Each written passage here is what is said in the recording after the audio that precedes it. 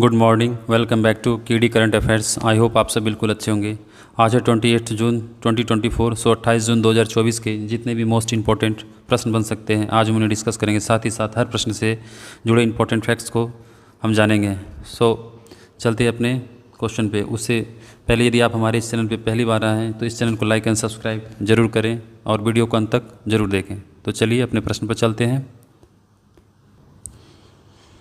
हमारा आज का पहला प्रश्न है, हाल ही में पहला अंतर्राष्ट्रीय डेयरी फेडरेशन IDF एशिया प्रशांत शिखर सम्मेलन कहाँ आयोजित किया जा रहा है? सो आपका आंसर हो जाएगा कोच्चि। पहला अंतर्राष्ट्रीय डेयरी फेडरेशन IDF क्षेत्रीय डेयरी सम्मेलन एशिया प्रशांत 2024 26 से 28 जून 2024 तक कोच्चि में आयोजित किया जा रहा है। यह कार्यक्रम केंद्रीय मत्स्य पालन, पशुपालन और डेयरी मंत्रालय, डेयरी राष्ट्रीय डेयरी विकास बोर्ड और अंतर्राष्ट्रीय डेयरी फेडरेशन IDF द्वारा संयुक्त रूप से आयोजित किया जा रहा है। सम्मेलन का उद्देश्य एशिया प्रशांत क्षेत्र और विश्व स्तर पर डेयरी क्षेत्र को प्रभावित करने वाले मुख्य मुद्दों पर चर्चा करना है। चेन्नई में हाल ही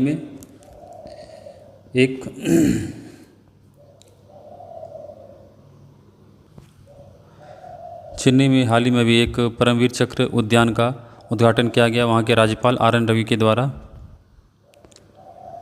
सो देखते हैं नेक्स्ट प्रश्न।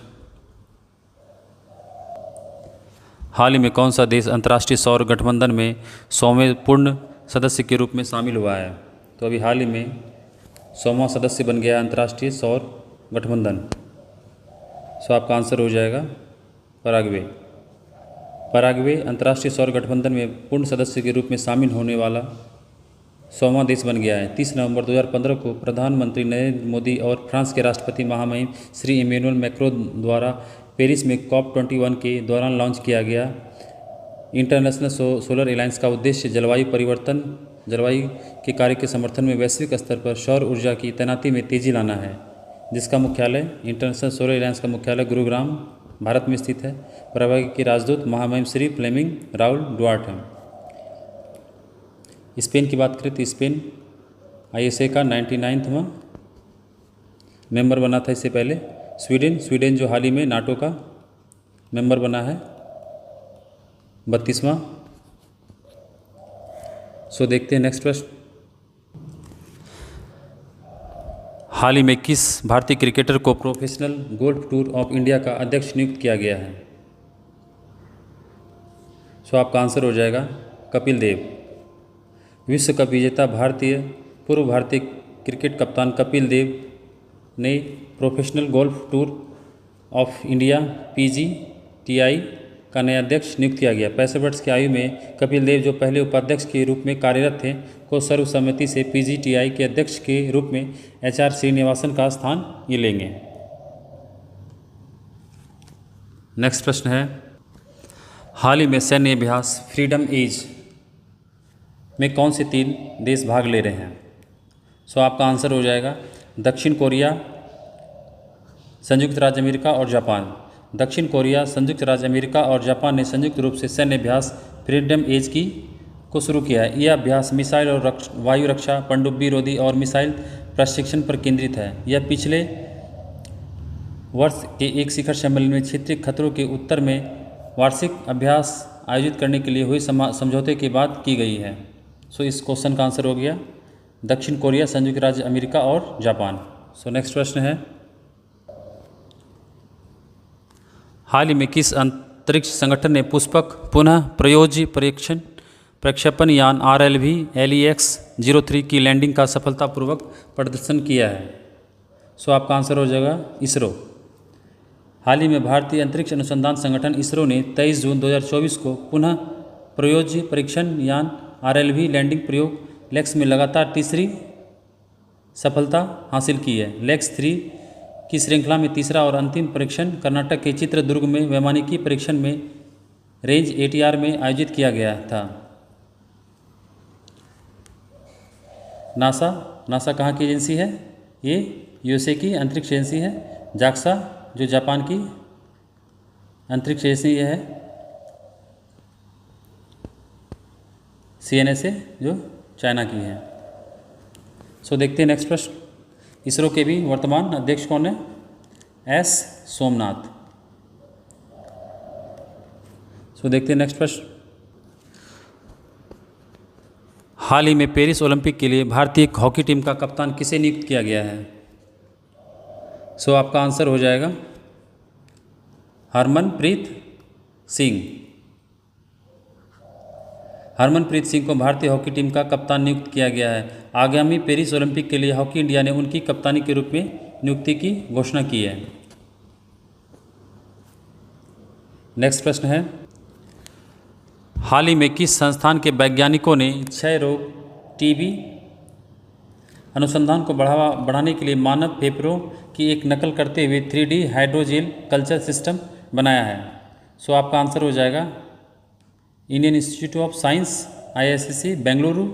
भारतीय विज्ञान संस्थान IISc के वैज्ञानिकों ने एक 3D हाइड्रोजेल संवर्धन प्रणाली विकसित की है जो क्षय रोग टीबी अनुसंधान के लिए मानव फेफड़े की काफ़ी नकल करती है।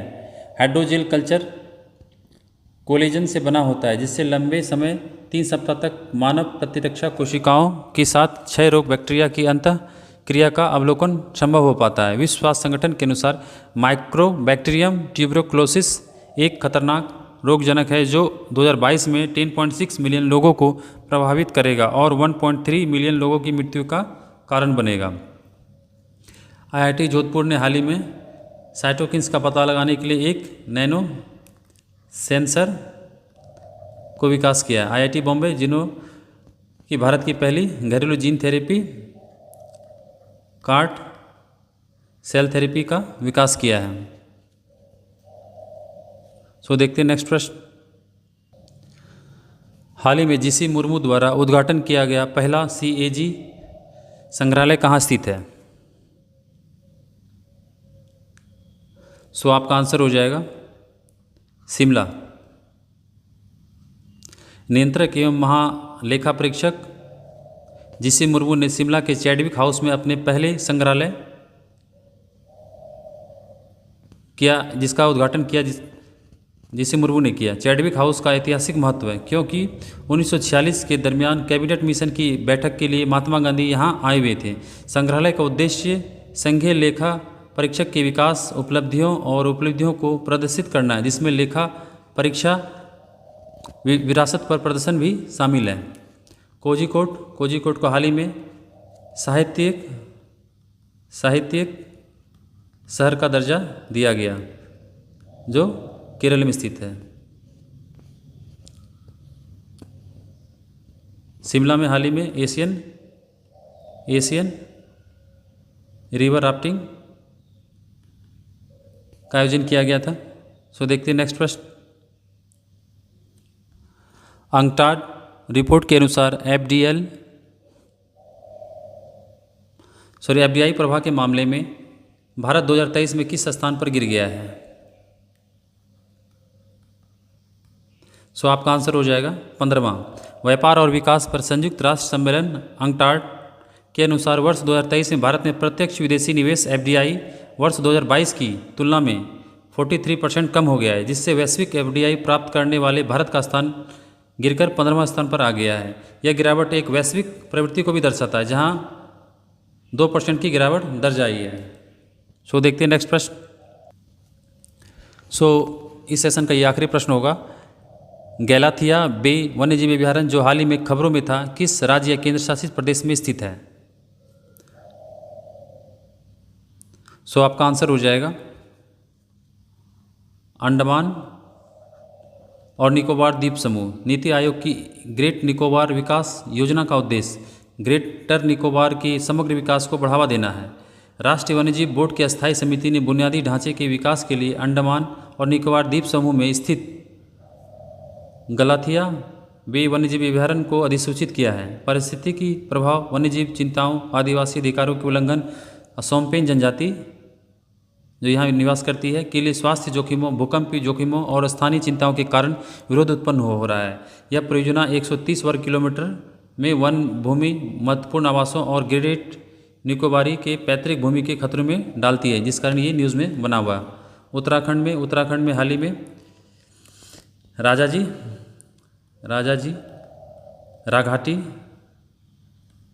राघाटी वन्यजीव अभयारण्य जो भारत का पहला प्राइवेट प्राइवेट वन्य जीव अभ्यारण्य बन गया है बिहार के नागी एंड नकटी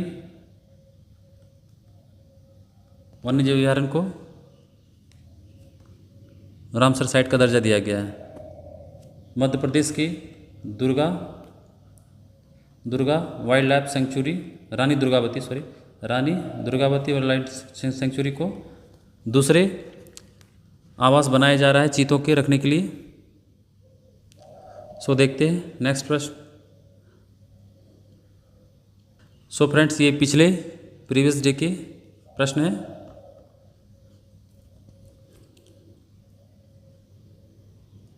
हाल ही में अंडर 17 एशियाई कुश्ती चैंपियनशिप 2024 में भारत ने कितने पदक जीते? सो आपका आंसर हो जाएगा 11। फिर है हाल ही में किस राज्य ने NEP न्यू एजुकेशन पॉलिसी के तहत राज्य के सभी जिलों में एक प्रधानमंत्री उत्कृष्टता महाविद्यालय की स्थापना को मंजूरी दी है? सो आपका आंसर हो जाएगा मध्य प्रदेश। हाल ही में समाचारों में रहा खालूबार युद्ध स्मारक संग्रहालय जो भारत के किस राज्य में स्थित है? सो आपका आंसर हो जाएगा लद्दाख।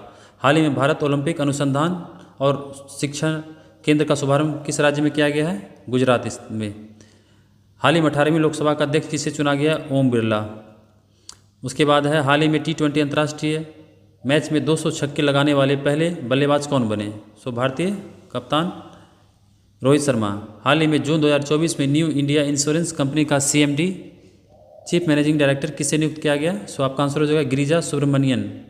हाल ही में कौन सा राज्य या केंद्र शासित प्रदेश जून 2024 तक उल्लास नव भारत साक्षरता के तहत पूर्ण कार्यात्मक साक्षरता हासिल करने वाली पहली प्रशासनिक इकाई बन गया है? सो आपका आंसर हो जाएगा लद्दाख। हाल ही में संयुक्त राज्य अमेरिका ने किस देश को प्रमुख गैर नाटो सहयोगी के रूप में नामित किया है? सो आपका आंसर हो जाएगा केनिया। और आखिरी है भारतीय सशस्त्र बलों की किस शाखा को हाल ही में DRDO द्वारा रडार का पता लगाने में कमी लाने के लिए डिजाइन किया गया medium range microwave obscurant chaff rocket प्राप्त हुआ है? सो आपका आंसर हो जाएगा भारतीय नौसेना, जिसके प्रमुख हैं उपेंद्र द्विवेदी DK त्रिपाठी। उपेंद्र द्विवेदी को हाल ही में भारतीय सेना का नया प्रमुख बनाया गया है। सो चलते चलते देख लेते हैं आज के क्विज के प्रश्न। सो ये 5 प्रश्न आपको स्क्रीन पे देख रहे होंगे। सो आप वो इनके आंसर कमेंट बॉक्स में जाके कर सकते हैं। आई होप आपको आज का सेशन अच्छा लगा होगा और कम समय में आपको आज के महत्वपूर्ण 10 प्रश्न हमने कराए और आप बहुत कुछ सीख के जा रहे होंगे। यदि आपको आज का सेशन अच्छा लगा है तो कमेंट बॉक्स में जाके आप कमेंट कर सकते हैं। यदि कोई सुधार चाहते हैं तो उसके लिए भी आप कमेंट कर सकते हैं। यदि आप हमारे इस चैनल पे पहली बार आए हैं तो इस चैनल को लाइक एंड सब्सक्राइब जरूर करें। सो मिलते हैं अपने नेक्स्ट वीडियो में। थैंक यू, धन्यवाद।